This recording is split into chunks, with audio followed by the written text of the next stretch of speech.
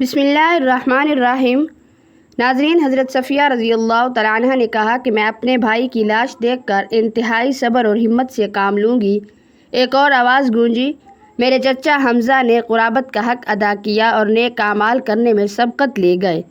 یہ وہ جملے ہیں جسے نبی کریم آقائے دو جہاں حضرت محمد مصطفیٰ صلی اللہ علیہ وآلہ وسلم اکثر دہرایا کرتے تھے۔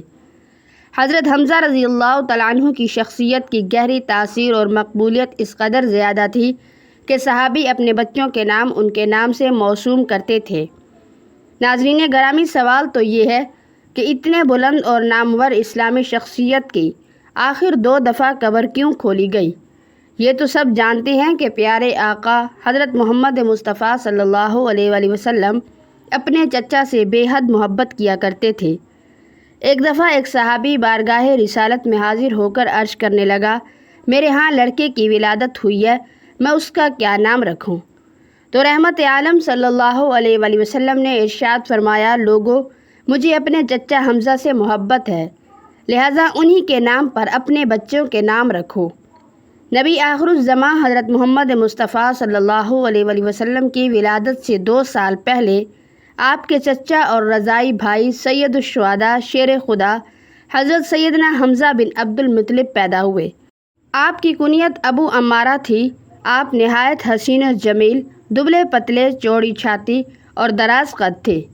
آپ اپنے بھتیجے حضرت محمد صلی اللہ علیہ وآلہ وسلم سے بے پناہ محبت کرتے تھے اور ان کی حفاظت میں پیش پیش رہتے، بلکہ اگر یہ کہا جائے کہ ان کے سامنے ہوتے ہوئے کسی کافر کی جرأت نہ ہوتی کہ نبی کریم صلی اللہ علیہ وآلہ وسلم کے خلاف کوئی نازیبا لفظ بھی بول دے۔ اسی طرح اعلان نبوت کو 6 سال گزر چکے تھے کہ ایک دن کوہ صفا کے قریب ایک باندی نے آپ کو شکار سے واپسی پر روکا اور کہنے لگی، اے ابو عمارہ، کاش آپ پہلے آ جاتے۔ تھوڑی دیر پہلے ہی ابو جہل نے آپ کے بھتیجے محمد کو گالیاں نکالی ہیں اور ہاتھا پائی بھی کی، لیکن محمد صلی اللہ علیہ وآلہ وسلم نے کوئی جواب نہیں دیا اور چلے گئے۔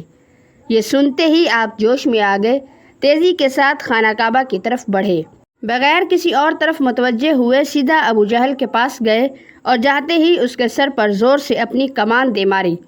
ابو جہل کے سر سے خون کا فوارہ نکل پڑا اور ساتھ ہی فرمانے لگے، آج سے میرا دین وہی ہے جو میرے بھتیجے محمد کا ہے، اگر کسی میں طاقت ہے تو مجھے روک کر دکھائے۔ آپ مدینہ تشریف لائے تو اسلامی لشکر کے پہلے علمبردار بنے۔ 2 ہجری میں ہونے والی پہلی جنگ میں آپ نے بے شمار کافروں کو جہنم واصل کیا۔ مکہ کے مشہور جنگجو اور پہلوان عتبہ کو حضرت حمزہ رضی اللہ تعالیٰ عنہ نے ایک ہی وار میں ختم کیا، جس کے بعد پورے عرب میں حضرت حمزہ رضی اللہ تعالیٰ عنہ کی دھاک بیٹھ گئی۔ 15 شوال 3 ہجری غزوہ احد شروع ہوتا ہے کہ جس میں کفار غزوہ بدر کا بدلہ لینے کے لیے مسلمانوں پر حملہ کرتے ہیں۔ ان کا سب سے بڑا مقصد حضرت حمزہ رضی اللہ تعالیٰ عنہ کو شہید کرنا ہے، کیونکہ جتنا نقصان غزوہ بدر میں کفار مکہ کو انہوں نے دیا اور کوئی نہ دے سکا۔ جبیر بن مطعم نے اپنے غلام وحشی کو، جو کہ نیزہ چلانے میں ماہر تھا، اس کو لالچ دیا کہ اگر تم میرے چچا کو قتل کرنے والے حضرت حمزہ رضی اللہ تعالیٰ عنہ کو شہید کر دے گا تو اسے آزاد کر دیا جائے گا۔ ہند زوجہ ابو سفیان نے بھی وحشی کو کثیر انعام کا لالچ دیا، کیونکہ ہند کے باپ عقبہ کو حضرت حمزہ رضی اللہ تعالیٰ عنہ نے جنگ بدر میں قتل کیا تھا۔ چنانچہ وحشی نے حضرت حمزہ رضی اللہ تعالیٰ عنہ کو دھوکے سے کسی اور سے لڑائی کے دوران پیٹ میں نیزہ مار کر بے دردی سے شہید کر دیا۔ یہ سارا واقعہ اسی طرح بخاری اور مسلم میں روایت ہوا ہے۔ حضرت حمزہ رضی اللہ تعالیٰ عنہ کا پیٹ چاک کر کے ان کا کلیجہ نکال کر ہندہ نے چبایا، پھر ہندہ نے کافرہ عورتوں کے ساتھ مل کر حضرت حمزہ رضی اللہ تعالیٰ عنہ کے ناک کان کاٹ کر انہیں لڑی میں پرو کر ان کے ٹکڑے بازو بند اور پازیب بنائے اور انہیں پہن کر مکہ میں داخل ہوئیں۔ جب نبی کریم صلی اللہ علیہ وآلہ وسلم نے حضرت حمزہ رضی اللہ تعالیٰ عنہ کے جسم کو دیکھا تو آپ صلی اللہ علیہ وآلہ وسلم رونے لگے۔ آپ کے کٹے ہوئے جسم کو دیکھ کر شدت غم سے آپ صلی اللہ علیہ وآلہ وسلم کی آواز بلند ہوئی اور فرمایا، حمزہ سید الشہداء ہیں۔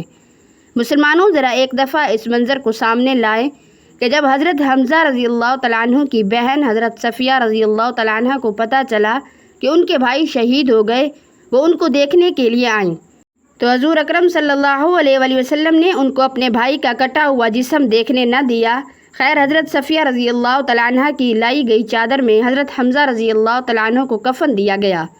چادر اس قدر چھوٹی تھی کہ سر ڈھانپتے تو پاؤں ننگے ہو جاتے اور اگر پاؤں ڈھانپے جاتے تو سر ننگا ہو جاتا۔ حضور صلی اللہ علیہ وآلہ وسلم فرمانے لگے کہ سر کو ڈھانپ دیا جائے اور پاؤں پر گھاس ڈال دی جائے۔ حضرت حمزہ رضی اللہ تعالیٰ عنہ کی قبر کشائی کی پہلی روایت حضرت جابر رضی اللہ تعالیٰ عنہ نے بیان کی ہے، جسے امام مسلم اور بخاری نے بھی روایت کیا ہے۔ حضرت جابر رضی اللہ تعالیٰ عنہ فرماتے ہیں، جنگ احد کے 46 سال بعد معاویہ بن ابو سفیان کے دور حکومت میں انہوں نے ایک نہر احد کے مقام پر نکالنے کا حکم صادر کیا۔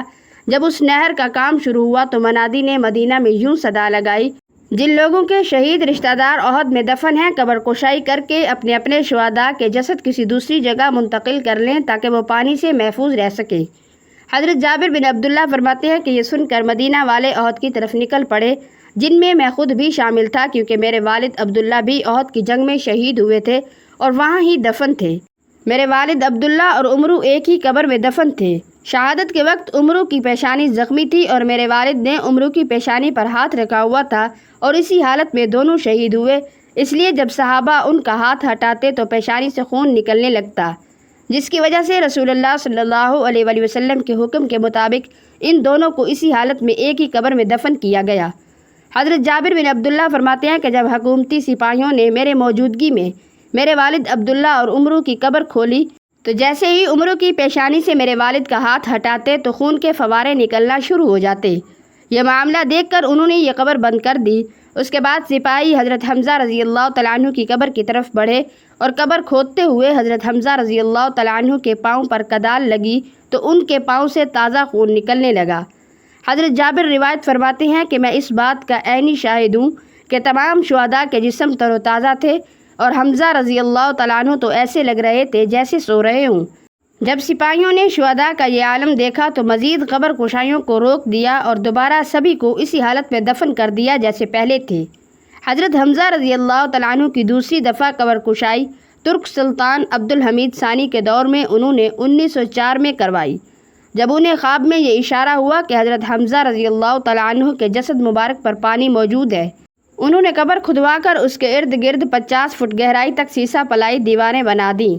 دعا ہے کہ اللہ تبارک و تعالی ہمیں دین کی سمجھ عطا فرمائے اور ہمارا خاتمہ ایمان پر فرمائے، آمین ثم آمین۔ ناظرین، اللہ تعالیٰ کے 99 ناموں میں سے ایک نام کمنٹ باکس میں ضرور ٹائپ کریں۔